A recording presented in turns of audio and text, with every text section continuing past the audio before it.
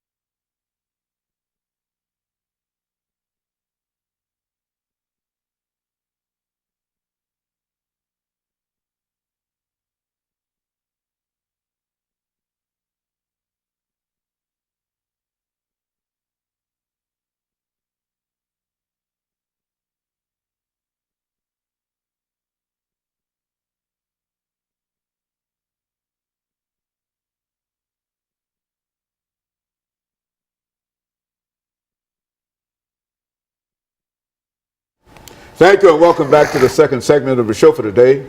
The topic is racial separation or racial segregation, and Alana has given us a taste of some of the things that she believes will play a very, very significant part in terms of separating the races. Let's pick up from where we left off when we spoke with this last segment, Alana. Well, for viewers just turning in, I am indeed Alana McLaughlin, born August 27, 2002. I'm 11 years old.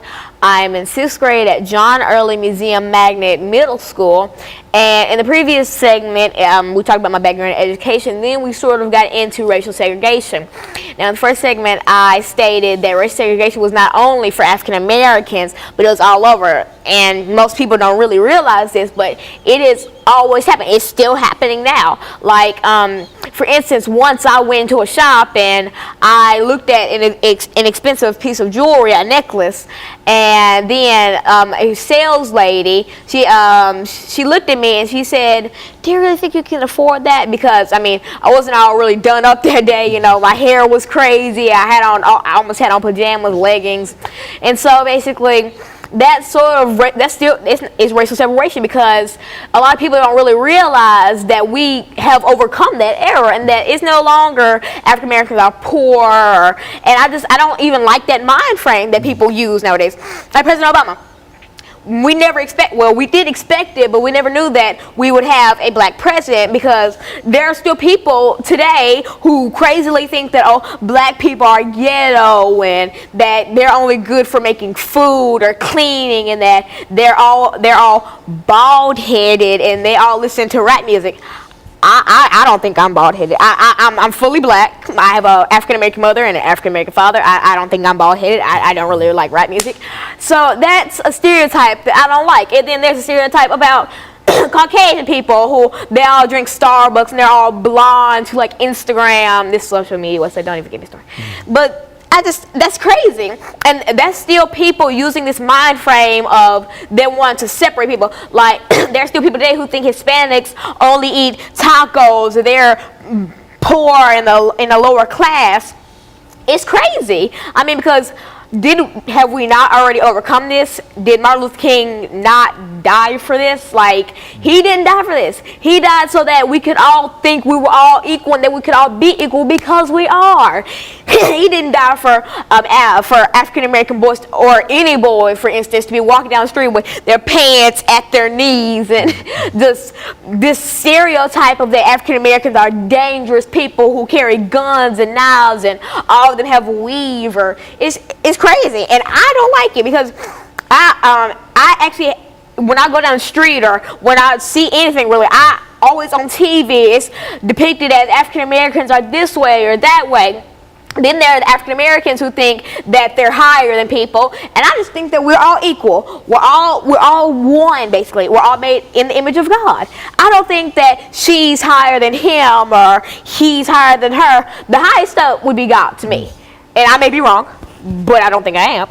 And so basically, I just want us to all be equal because we are, and I wish people would see that. Like, I am sick and tired of going on Facebook and seeing someone say, I saw this girl, she got robbed today by this black girl, and just cut the black out of it, okay? Okay, that black part did not need to be added. Okay, she got robbed. Okay, that could happen anywhere. A Hispanic girl could have robbed her. A white girl could have robbed her. A black girl could have robbed her. What is it about African Americans that make people think that we're all so dangerous, that we all love fried chicken and Kool-Aid? And this is stuff that I've seen on the internet. I once read a blog post on Tumblr that said that African Americans' favorite food, that their favorite meal was Kool-Aid and fried chicken. That is the most stereotypical racist thing I have ever read in my life, besides reading some of these U.S. Supreme Court cases. And now back to now back to racial segregation, because I kind of got off topic. Now, see, as I said in the first segment, that the earliest sign of racial segregation was slavery. Now, if you're not familiar with slavery, slavery was when African Americans were enslaved by Caucasians or people of different races. I'm not going to single white people out, but then they were enslaved by different races and made to work and clean and cook because that other races thought they were higher up on a financial or on just a regular scale than us African Americans or us people of different races. And so they thought that, hey, we can abuse them or we can batter them and we can just kick them around for our own amusement, because at the time that was something funny. And now, see, when I look back at this, I still see people who think that we're in slavery days. I still see people in my own, not in my community, but like in my own little bubble of world, in the places I go, I still see people who think that black people aren't good for anything. And this is stuff that I see on social media, on Facebook, Vine and stuff. And then people want to make jokes out of it, and it's not funny. I mean, like, that would be like you going up to a Jewish person and drawing a swastika on your hand and saying, ha, ha, ha, ha, you're in the Holocaust. Like, that's not funny. You don't joke about that stuff, because that's just not funny, basically. And so I'm just trying to get the word out and just tell people that, hey, I mean, just let's move forward instead of going back into the past. I mean, yes, we have to learn about the past to make the future. Like, I wouldn't be preaching right now if I didn't know about Martin Luther King and his struggles and Malcolm X and all. But I still say, let's just not recreate the past, because not all of it was pretty beautiful. So how about we recreate a future where we all think we're equal and we love our neighbor, instead of, just hating people and thinking that we're better than people, because we're all equal. Nobody's better than anybody. We're equal. We're all people. We're all made with the same things. We almost all have hair and eyes. We're all humans. We all have souls, and we're people. We're just Homo sapiens.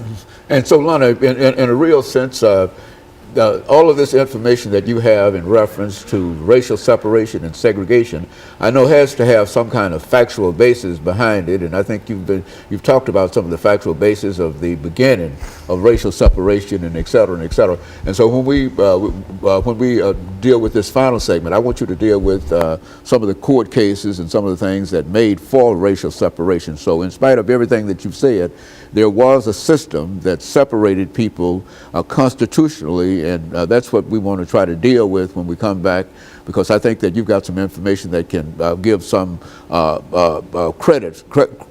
credit to those individuals who have fought against some of the things that you're trying to fight against now. We can certainly appreciate that, but when we come back, let's look at some of the factual information that you have dealing with racial separation and racial segregation, and then we'll be able to, from that point on, analyze where we are going from this particular point, because I think everything that you've said is exciting and et cetera, but it really does not lay the foundation as to how we move forward. That information that you have will deal with that. And we'll be back with our audience following this very, very short commercial break.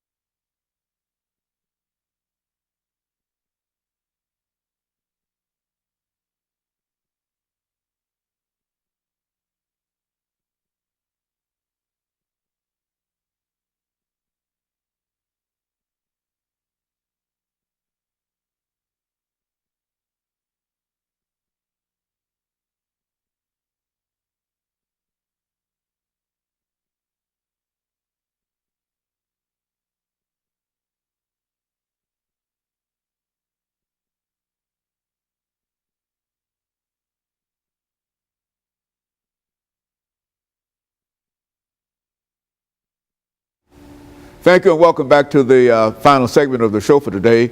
The topic is racial separation or racial segregation, and Lana has given us quite a bit of information in reference to her attitude toward equality and her attitude toward the separation of the races. But Lana, let's look at it a little deeper in terms of some of the other information that you have. Now, in the previous segments, I did say that I was Alana McLaughlin. I am Alana McLaughlin. I am 11 years old, and I go to John Early Middle School. Now, then that was the first segment of background education. Now, in the second segment, I talked about how my views on racial segregation and racial separation, you know, the bus boycotts and Rosa Parks' situation, and Dr. King and how he marched for us and Malcolm X. Now, this last segment, I want to get down to a more of a factual basis because in the previous episodes, I have given more of a commentary basis. Now, let's talk about board versus education. Now, I think that the majority of African Americans are familiar with this U.S. Supreme Court case. Now, but if you're not, I'll give you a little basis on it.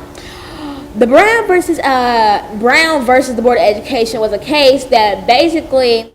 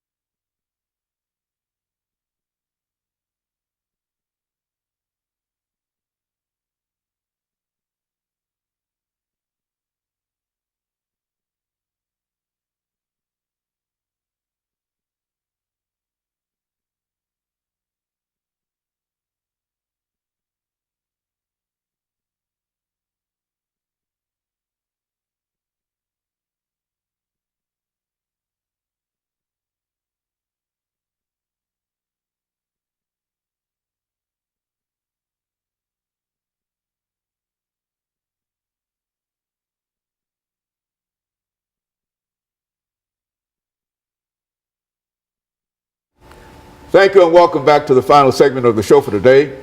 The topic is racial separation or racial segregation, and the guest is Alana McLaughlin. Alana has given us some information in reference to some of the things that she believed to be important in her own personal life, and I think she will talk about some of the factual information in reference to separation and segregation. Let's talk about it from that perspective, Alana. As Dr. Haney already stated, my name is Alana McLaughlin. I am 11 years old, and I go to John Early Middle School. Now, in these past segments, I've given more of a commentary based on like my opinion on it and how I feel and how I'm tied into it. But now I want to get down to more of a factual basis. Now, let's talk about the Brown versus Board of Education U.S. Supreme Court case. Now, I think the majority of African Americans are familiar with this case, but if you're not, I'll give you a little basis on it. The Brown versus Board of Education case was basically 1/3 of how we got integrated schools. Now, integrated schools are schools that have multiple races in it. Before, we would have just a Caucasian school or an African American school or this or that. But then the Brown versus Board of Education case basically said, hey, what's wrong with having integrated schools? I mean, because we already see African American kids who have Caucasian friends. Martin Luther King, for instance, he had a Caucasian friend, but then he was forced to stop meeting with his friend because his parents thought he was in danger of a Klan incident because he was friends with a Caucasian boy and he was African American. Now, see, integrated schools, basically. If you're familiar with like the Little Rock Nine, then you should know a lot about it, but then let me talk about the Little Rock Nine. The Little Rock Nine were a group of 9 students who went to Central High School in Little Rock, Arkansas, who basically said, you know what, they were basically the first people to really join in with the Integrated Schools Act. And so that's basically how we got integrated schools. Now, Brown versus Education, as I've previously stated, said that, you know, we need integrated schools. There's nothing wrong with it. And that's basically almost like how we got segregation ended. But then the Brown versus Board of Education case focused more on school and education, as segregation focused more on just daily life and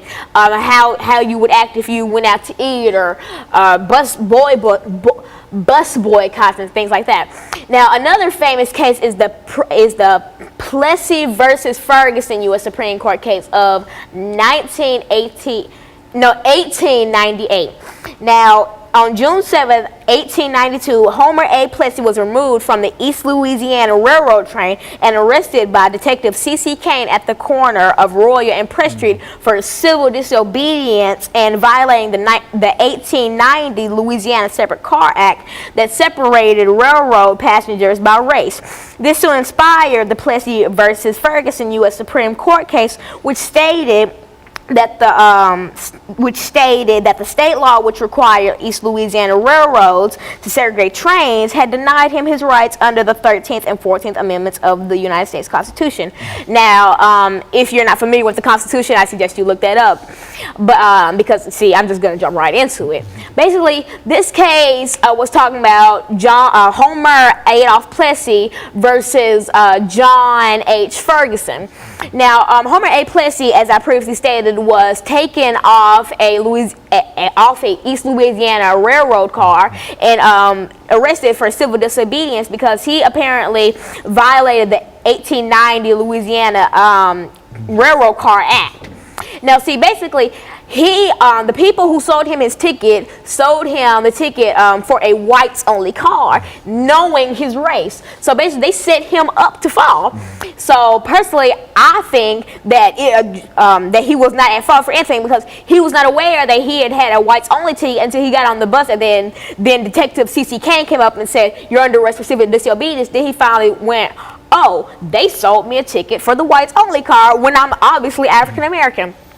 Now, see, thankfully, when they took this to the U.S. Supreme Court, Homer A. Plessy was not charged, as they previously stated he would be, but he finally understood how they basically tormented and bullied him because of the fact that he was African American. Now, see, this also ties in with bullying, which has expanded to modern day cyberbullying, which is bullying with, electronics like this iPhone or a computer and such. And so basically, that's one of the earliest instances on record of the U.S. Supreme Court case that basically shows that he was bullied. And so Homer Adolph Plessy was basically he got to live his life after this. He got to move forward, basically, and that's what I want to do in life. I want us African Americans, us Europeans, Germans, Italians, Creoles. I want us to move forward. Because I know that there will always be a place and we'll always have to look back and say, hey, we were in slavery and that we were in the Jim Crow era. But then I want us to move forward from that. I want us to make an era where we get to teach our children not to go around with their pants hanging at their knees or to do this to make a living. But I want us generation, because we're going to be the future leaders. My generation, we're going to be the people who kids have to look up and I look up to. And I don't want the future kids of the world to look up and say, hey, I want to be like this. I want to have a body full of tattoos. I want to curse out everybody in my path, and I want to dress like this because I want a generation of classy, sophisticated people. And I'm not just saying that African Americans are saying that, oh, we should do this and do that. It's anybody. I want us to have a race of people who can be leaders, not people who other people look at and say, I don't even want my child around that. I don't want my child to be around to see this, because I want a generation where people can say, oh, I'm just so glad I raised my child like this. I don't want a generation of, look at that hooligan robbing a store. And I don't want a generation of stereotypes. Now, if you're not familiar with stereotypes, you probably already know one, like the black people only eat fried chicken and drink Kool-Aid stereotype. Those are types of stereotypes where people think that a race does this, but really we don't. I mean, not all African Americans like fried chicken and Kool-Aid. Not all African Americans dress like this or listen to that, because we're all